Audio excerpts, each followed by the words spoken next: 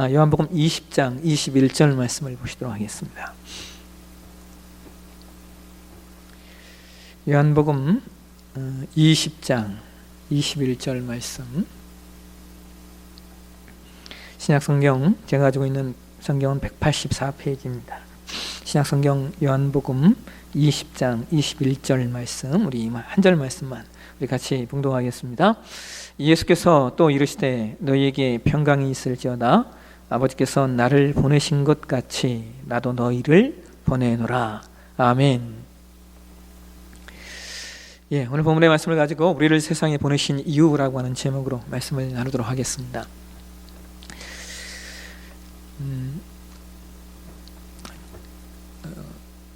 예수님 부활 승천하시고 난 다음에 이제 예수님이 약속하셨던 것처럼 성령의 임재가 있고 그 다음에 교회가 세워졌습니다. 그런데 그때 세워진 교회는 핍박을 받는 교회였죠. 핍박받던 교회의 역사가 1세기부터 시작해서 300년대까지 이렇게 지속이 됩니다.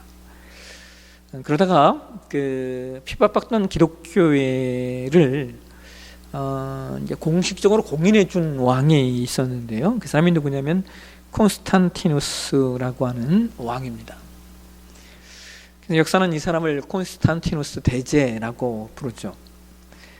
AD 313년에 이 콘스탄티누스 대제가 밀라노 칙령을 통하여서 기독교에 대한 관용을 선포하고 그리고 박해를 종결시킵니다.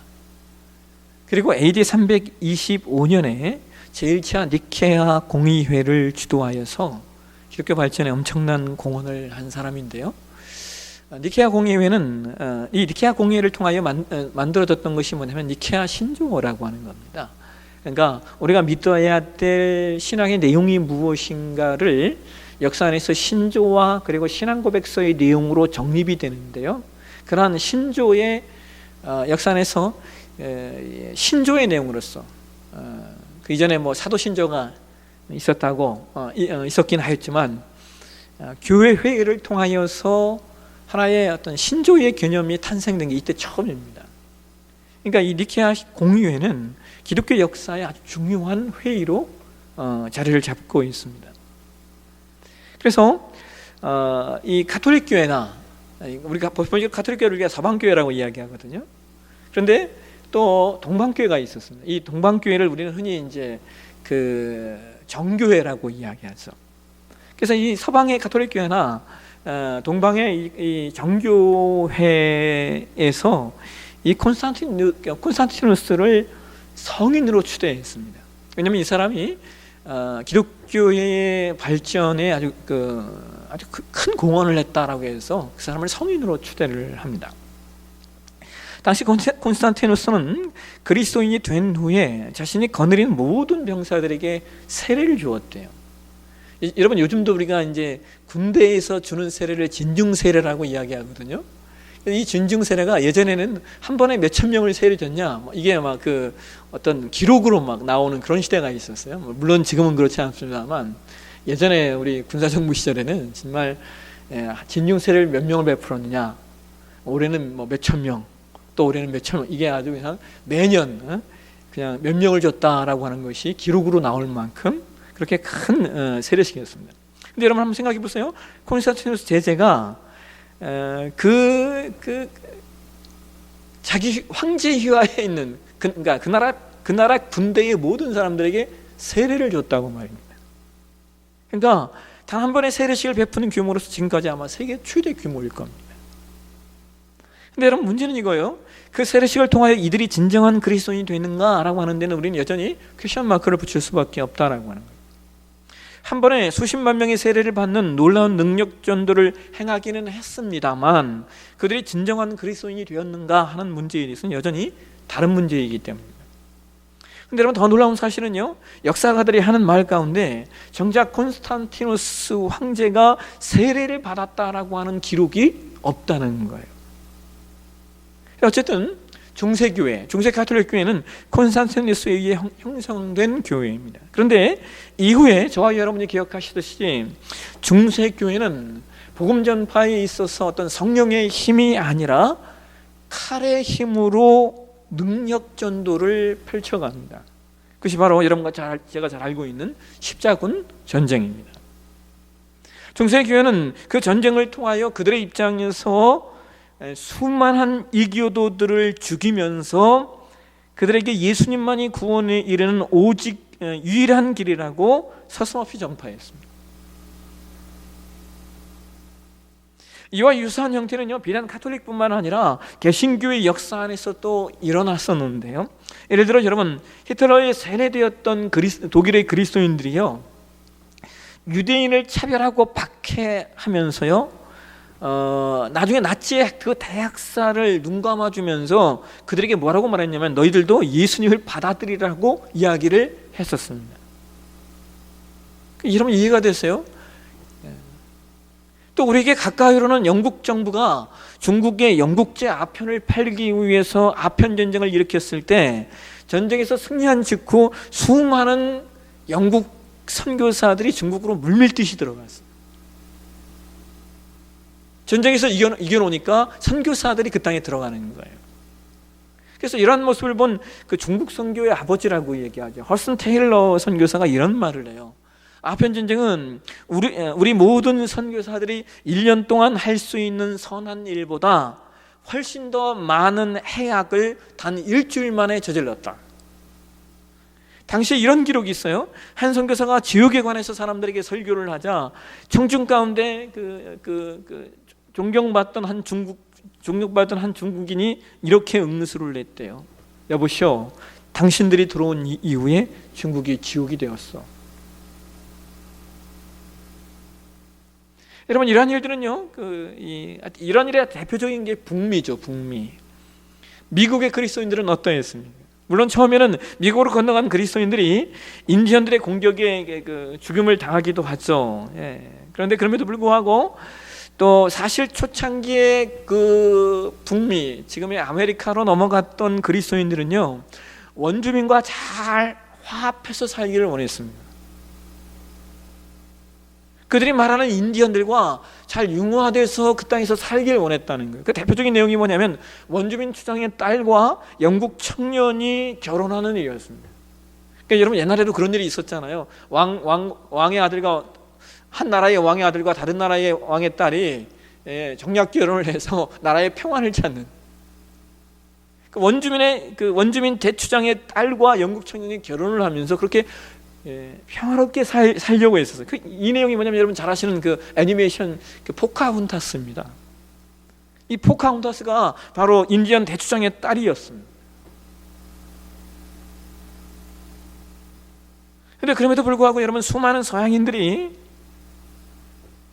지금의 미국 땅으로 넘어갔고, 그 속에서 미국이라고 하는 이 나라는요, 정말 원주민들과 세운 수많은 계약을 휘지조각으로 만들었고, 그리고 그들의 씨를 거의 말려버릴 정도로 그들을 학살합니다.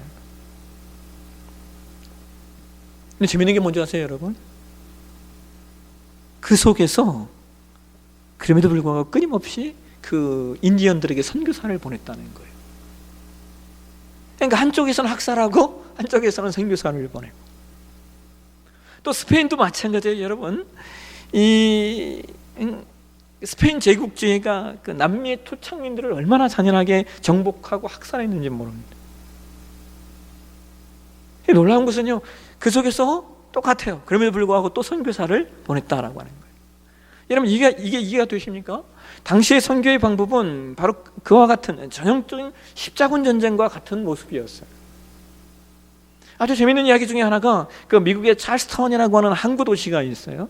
이것은 이제 항구 도시이기 때문에 당시 그곳에 아프리카를 넘나드는 수많은 노예선들이 있었어요. 그러니까 여러분, 그 미국의 링컨 대통령이 노예 해방을 주장하자 남북 전쟁이 일어나잖아요. 그 남북 전쟁의 이 발발지가 바로 이 찰스타운이라고 하는 항구 도시입니다. 거기서 시작이 돼요. 당시 수많은 노예선들 중에요, 배의 이름이 그래요. 노예선 배의 이름이 뭔지 아세요? 선하신 예수의 배라고 하는 이름의 배도 있었습니다. 여러분, 이게 상상이 되십니까? 우리나라는 참 그나마 선교사님들의 공적과 공덕이 많아서 이런 다른 나라들이 경험했던 거와는 좀 다른 모습이 좀 분명히 있습니다. 그래도 한국에는요 정말 좋은 선교사님들이 많이 들어왔어요. 아마 이런 어떤 제국주의적 속성을 가지고 선교하려고 했던 분들은 아마 많이 중국으로 많이 갔던 것 같아요. 반면에 이 조선 땅은 중국에 붙어있는 아주 조그만 나라였기 때문에 상대적으로 정말 이 땅을 선교하고자 하는 선교의 마음을 가진 분들이 좀 많이 들어왔던 것 같습니다. 근데 여러분 놀라운 것은요, 이렇게 선교의 형태가 여러 가지 모습인데 놀라운 것은 그런 어떤 정복식의 제국주의의 선교가 성공을 거둔 나라들이 있다라고 하는 거예요. 대표적인 것이 유럽의 여러 나라들이고요, 또 아까 말씀드린 북미가 그렇고요, 역시 남미도 그렇고 그렇습니다. 또 반면에 이와 같은 어떤 제국주의, 정복 중심의 그런 선교 방식이 통하지 않았던 나라들은 오히려 더 강력한 기독교 반대 국가들이 되는 걸 보게 되죠. 대표적인 나라들이 중동과 그다음에 아시아에 팽배되어 있는 이슬람 국가들이고, 또 대표적인 것이 여러분과 제가 잘 아는 인도 같은 나라는요, 영국이 오랫동안 지배했던 나라이지만 기독교 문화를 전혀 형성하지 못한 대표적인 나라 가운데 하나입니다. 그러니까 여러분, 우리가 선교의 방법으로 무엇이 옳은가 그른가를 단순히 이야기할 수는 없어요. 어떤 방법이 효과적인가, 어떤 방법이 더 효과적인가, 이런 걸 논리로 이야기할 수 없다는, 중요한 것이 뭐냐면 이거예요. 여러분, 하나님의 뜻이 무엇인가? 하나님이라면 어떻게 선교를 하셨을까? 예수님이라면 선교에 있어서 사람들에게 복음을 전할 때 어떤 방법과 내용으로 복음을 전하셨을까 하는 겁니다.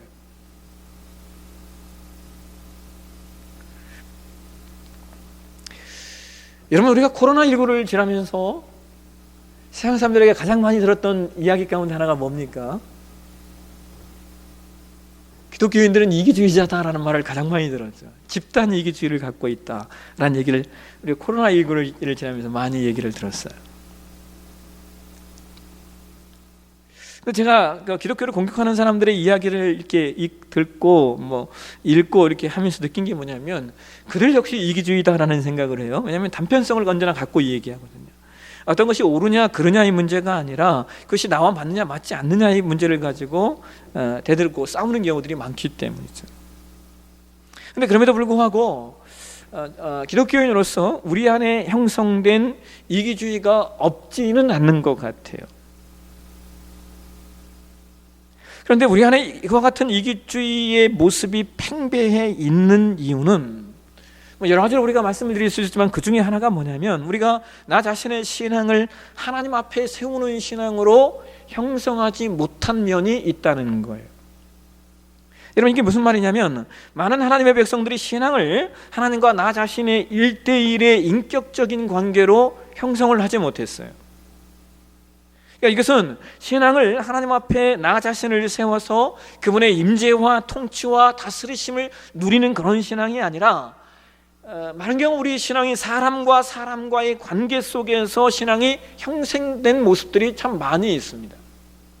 그러니까 하나님 앞에 나를 세우는 신앙이 아니라 이런 거죠. 사람과 사람 사이에서 형성된 신앙. 그러니까 이런 거예요. 체면 때문에 신앙을 한다거나, 혹은 사람과 사람 사이에서 나의 존재가 드러나고 부각되어지는 한 방법으로서 신앙을 형성한 게 많이 있다라고 하는 거예요. 여러분, 대표적인 게요, 이민교회는 거의 대부분 이렇습니다. 물론 안 그런 분들도 있어요. 옛날에 제가 이용원 장로님하고 대화를 나누는데 이용원 장로님도 이 부분에 통탄해 하시더라고요. 많은 이민교회들이 이민사회에 그러니까 이민사회 안에서만 있잖아요. 예를 들어 캐나다에 있다 그러면 캐나다 국민들 안에는 들어가기가 힘든 거예요. 그러니까 어디에 있는 겁니까? 이민사회에 머물러 있어요. 근데 이민사회의 가장 큰 커뮤니티가 뭐냐면요, 교회입니다. 그러니까 이 사람들이 교회 안에서 들어와서 뭘 원하냐면요, 자기 존재를 드러내기 위해서 부단히 애를 써요. 하나님과 나 사이의 1대1의 관계가 아니라 관계 안에서 나 자신의 존재를 드러내기 위한 수단으로 신앙을 형성한다라고 하는 거예요. 근데 이런 신앙의 가장 큰 문제가 여러분 뭔지 아십니까? 자기 신앙을 자기가 지킬 수 없다는 거예요.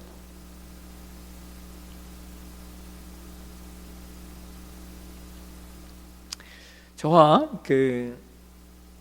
학부에서 같이 신학을 했던 이제 친구가 하나 있어요. 근데 저는 이제 제가 이제 오순절 운동하는 그런 교단에 있었으니까 성령 운동하는 교단에 이제 학부를 했거든요. 근데 이제 저는 이제 거기 학교를 졸업하고 저는 장로교 신학을 하러 왔고, 저는 그 학교를 졸업하고 감리교 쪽으로 갔어요. 이 친구가 서울에 있는 한 감리교회, 감리교회는 아주 유명한 교회들이 있잖아요.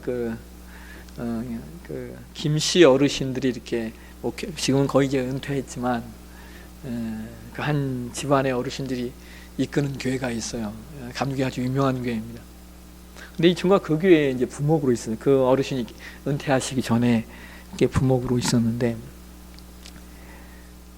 뭐 워낙 교회가 크니까 딱 갔더니 그냥 교회 사택 딱 나오고, 또 부목사는 부목사도 이렇게 급이 이렇게 있어서 가장 이게 핫바리 부목사에게 차를 뭘 주냐면 아반떼 차량을 딱 주더래요. 이 친구가 저를 찾아와가지고 야, 내가 갔더니 사택도 나오지, 또 차량도 딱 나오지, 또 뭐 생활의 후생 복지가 완벽하더라는 거예요. 그 얘기를 하는데 좀 부럽더라고요. 저는 개척한 지 얼마 안 됐을 때니까 좀 부럽더라고요. 그래서 야, 좋겠다 그랬는데, 나중에 이 친구가 이렇게 다시 연락이 왔는데요. 뭐라고 하냐면 못 해먹겠대요. 왜 못 해먹어? 그랬더니 매년 연말이면 해야 하는 일이 있대요. 그게 뭐냐? 그랬더니 이 친구가 그렇게 표현을 했어요. 저한테 그렇게 표현을 했어요. 아줌마들 달래는 일이라는 거예요. 그렇게 표현하더라고요. 아줌마들 달래는 일을 해야 돼요. 이게 무슨 말이냐? 그랬더니 자기의 속해, 거기 감리교회는 속해라고 하잖아요. 우리는 구역, 장로교회는 구역이라고 하고. 그런데 어쨌든 거기에 속한 한 여자 권사님이 계신데, 이분이 교회에 좀 영향력이 있는 분이에요. 매년 뭐 헌금을 최소 몇 천만 원에서 한 1년에 한 1억까지 헌금을 할 정도로 뭐 그런 분이니까 교회에 영향력이 있겠죠. 근데 이 권사님의 문제가 뭐냐면, 매년 연말이 되면 어김없이 담임 목사님을 찾아와서 목사님, 저 내년엔 다른 교회로 옮길랍니다, 그 얘기를 하고 간대요. 그러면 여러분 한번 생각해 주세요. 한 가정 성도님이 1년에 헌금을 몇 천만 원에서 많게는 1억까지 그냥 보편적으로 하는 헌금이 그 정도라고 하면 이 대단한 거잖아요. 근데 이 목사님이 매년 그 얘기를 하니까 자존심이 상하잖아요. 나중에 처음에는 자신이 달래다가 나중에는 이 목사님도 꾀가 났는지 자기가 자존심 상하니까 직접은 안 하고 그 분이 속해 있는 그 구역, 속해 거기에 그 담당 부목사를 시켜가지고 불러가지고 그렇게 얘기했는데요. 너 가서 그 권사님 못 데려오면 당장 사표 써. 그런데 못 데려오면 넌 사표 써야 돼. 그 해 그 친구가 그 속해 담당이었던 거예요. 이 친구가 한만 전화하고 한만 찾아가고 문도 안 열어주고 그러더래요. 이 친구가 어떻게 했겠습니까? 문 앞에 지켜 있다가 그 권사님을 뵀대요. 그리고 이 친구가 그냥 그 권사님 앞에 무릎을 꿇었대요. 권사님, 저 자녀가 셋이나 됩니다. 권사님, 제발 저 살린 셈 치고 한 번만 좀 봐주십시오. 그리고 그 다음 주에 그 권사님 교회 오셨대요. 이 친구는 산 거예요.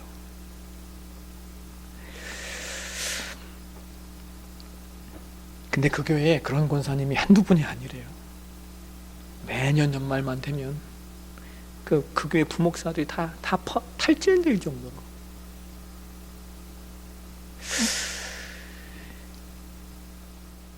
여러분, 신앙을 하나님 앞에 세워가지 못하면요, 만족함이 없습니다. 여러분, 어느 교회에 만족을 하고 어떤 사람에게 만족을 하겠어요? 하나님 앞에 내 신앙을 세워가지 않으면은 내 신앙이 하나님 앞에 그리고 사람 앞에도 온전히 설 수 없어요.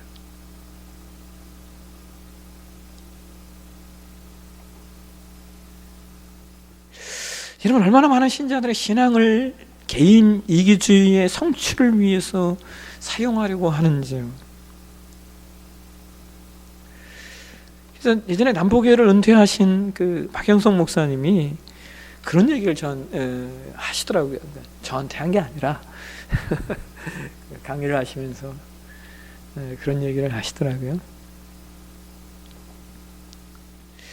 한국교회 여전도 회장은 다 싸움꾼이래요.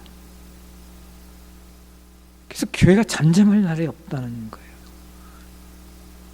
그 왜 그러냐? 뭔가를 해야 하기 때문이라는 거예요. 뭔가를 해야만이 내가 여전도 회장인 모습이 드러나고, 뭔가를 해야만이 그 존재성이 드러나고, 뭔가를 해야만이 그래도 뭐 했다라는 말을 듣게 되기 때문에 이게 다 싸움꾼이라는 거예요.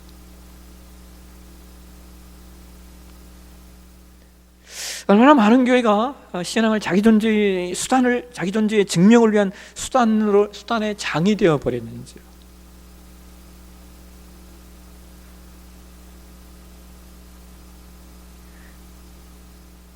그래서 교회 안에 섬기는 자가 적고 낮아지는 자가 적은 이유가 바로 이겁니다.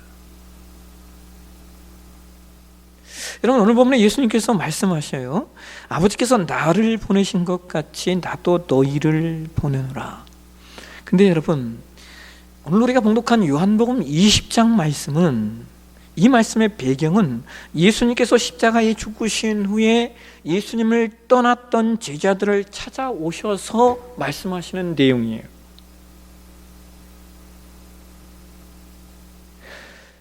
아버지 하나님께서 예수님을 이 땅에 보내셔서 죄로 죽을 수밖에 없는 영혼을 위하여 십자가를 지시고 낮아지시고 겸손하시고 자신의 모든 것을 바쳐 영혼을 섬기셨던, 예수님이 그렇게 보여주셨던 그 모습, 그것을 가지고 예수님 말씀하시는 거예요. 나도 너희를 그 모습으로 그것을 위해 파송한다 라고 말입니다. 여러분, 이 일은 희생 없이 될 수 없는 일이고, 이 일은 낮아짐 없이 될 수 없는 일이에요. 주님은 우리에게 희생과 낮아짐을 통하여 또 다른 사람을 섬기라고 보내셨고, 주님은 우리로 또 다른 사람들을 보살피라고, 주님은 우리에게 또 다른 사람들에게 그 모습으로 복음을 전하라고 말씀하셨습니다. 근데 여러분, 이 일이 얼마나 어려운지요. 이 일은요, 이 일이 이루어지기 위해서, 이런 일이 이루어지려면요, 내가 죽는 일이 필요합니다. 신자의 가장 큰 축복은 무엇이냐? 나 자신을 하나님 앞에 세워서 세상 모든 것이 나를 보지 않고 혹은 인정하지 않고 혹은 나를 모른다 하여도 주님 앞에 나를 하나님의 사람으로 세워가는 것, 내가 무엇을 했는가 하는 것보다 내가 어떤 존재인가 하는 것이 우선입니다. 신앙을 내가 무엇을 했는가로 증명하려고 하는 것은 물론 지금은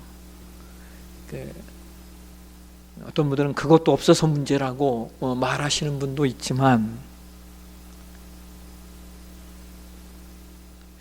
어쨌든 우리의 신앙됨은 내가 무엇을 했는가 이전에 내가 하나님 앞에 어떠한 존재인가 하는 것. 이걸 프란시스 쉐이퍼 박사님이 이렇게 표현하죠. 신앙은 doing 이전에 신앙은 being이다. 신앙은 뭔가를 내가 했느냐, 어떤 업적을 남겼느냐, 무언가를 이루었느냐 이전에 내 존재가 어떠냐는 거예요. 나의 존재됨이 어떠하냐라고 하는 거예요.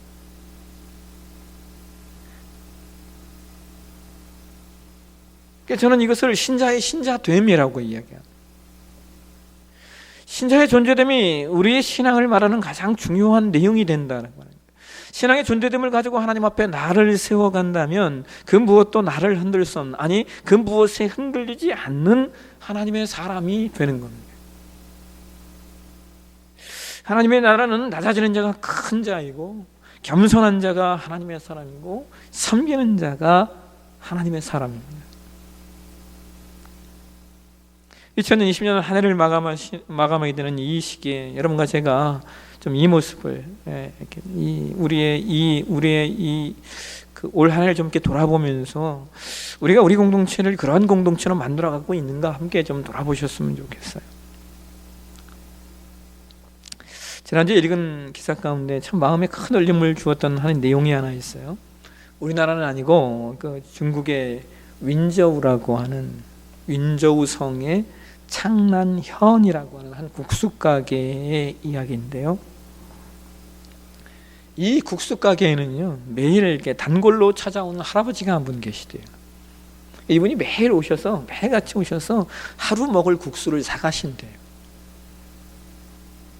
근데 문제는 그 할아버지가 내민 지폐가 손으로 직접 그린 지폐예요. 종이에다가 할아버지가 그 지폐를 비슷하게 그리고 여기다 얼마 이렇게 써가지고 온다는 거예요. 그것을 할아버지가 내밀면요 주인이 말없이 그 지폐를 받고는요 그냥 국수를 내준대요. 근데 이런 일을요 장장 8년째 하고 있답니다. 주인에게 왜 그렇게 그런 일들을 하냐고 그랬더니 이분이 이렇게 얘기했대요. 저는 배고픔이 뭔지를 아는 사람입니다. 그랬대요. 저는 배고픔이 뭔지를 압니다. 그리고 그런 지폐를 받지 않고 그냥 드릴 수도 있는데 그럼에도 그 지폐를 받는 것은 그것을 받는 것이 할아버지 마음이 좀 편할까 봐 그냥 받는다는 거예요. 참 많은 생각을 하게 되었어요. 야, 나는 이런 일들을 알고도 8년을 속을 수 있을까? 8년을 그냥 그 국수를 내줄 수 있을까? 그런 생각을 해봤습니다. 오늘 예수님께서 우리를 보내신 이유, 나도 너희를 보내노라. 나도 너희를 보내노라. 이 말씀은요, 예수님이 살아낸 삶의 내용을, 그리고 예수님이 우리에게 보여주신 삶의 내용을 포함해서 말씀하고 있는 거예요. 예수님처럼 십자가 지고 낮아지고 겸손하고 자신을 꺾고 내려놓는 그 삶의 예수님의 그 존재된 모습을 우리에게 예수님이 다 보여주신 후에 나도 너희를 보낸다 말씀하십니다. 오늘 저와 여러분의 신앙도 예수님이 우리를 보내신 이유가 무엇인지, 예수님처럼 십자가 지고 낮아지고 섬기고 헌신하고 충성하라고 이 땅에 보내셨다라는 사실을 기억하시면서 그렇게 겸손히 세상을 그리고 겸손히 교회를 섬겨가는 부름받은 하나님의 자녀로 세워지는 저와 여러분의 신앙이 되어주시기를 주의 이름으로 축원합니다. 기도하겠습니다. 하나님, 아버지께서 나를 보내신 것 같이 나도 너희를 보낸다라고 말씀하셨습니다. 하나님 아버지께서 예수님을 어떻게 이 땅에 보내셨는가? 무엇을 위하여 이 땅에 보내셨는가 우리가 기억합니다. 십자가에 부서지고 깨지고 죽으시고 철저히 낮아지신 그 예수님의 모습, 그 모습 그대로 그것 가지고 또 우리에게 세상을, 또 주님의 교회를 섬기라고 이 땅에 보내셨습니다. 이 땅을 사는 우리들, 나도 너희를 보내노라 말씀하신 이 예수님의 말씀이 오늘 나에게 적용되고, 그리고 내가 그 말씀을 성취하는 존귀한 삶, 오늘 나의 삶이 될 수 있도록 하나님 인도하여 주옵소서. 거룩하신 예수님의 이름으로 기도하옵나이다. 아멘. 예.